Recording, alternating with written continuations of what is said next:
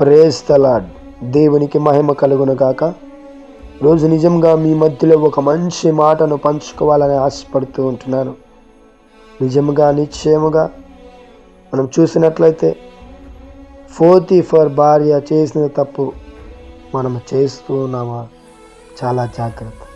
స్త్రీలేమి పురుషులేమి, ప్రేమైన దేవుని బిడ్డలారా, లోకానుసారంగా మనం జీవించి వారితో నేను పాపం చేయాలి, ఆమెతో నేను పాపం చేయాలి, వారితో నేను సవాసం చేయాలి. సవాసం నువ్వు ఎవరితో చేస్తున్నావో లేదే చాలా జాగ్రత్త. పోతీఫర్ భార్య ఎవరితో చేస్తూ ఉంది? యోసేపుతో. తన భర్త ఉన్నాడు, కానీ తన ఆలోచన ఏమైపోయింది? మారిపోయింది. ఈరోజు అనేక మందికి భర్తలు ఉన్నారు, భార్యలు ఉన్నారు, యవన కాలంలో కూడా ఉన్నారు. అట్టి వారితో శయనించడానికి నీ శరీరం ఏమవుతుంది? నీ దేహం ఏమవుతా ఉంది? జారత్వానికి లోబడుతూ ఉన్నావు, పాపం చేయడానికి లోబడుతూ ఉన్నావు.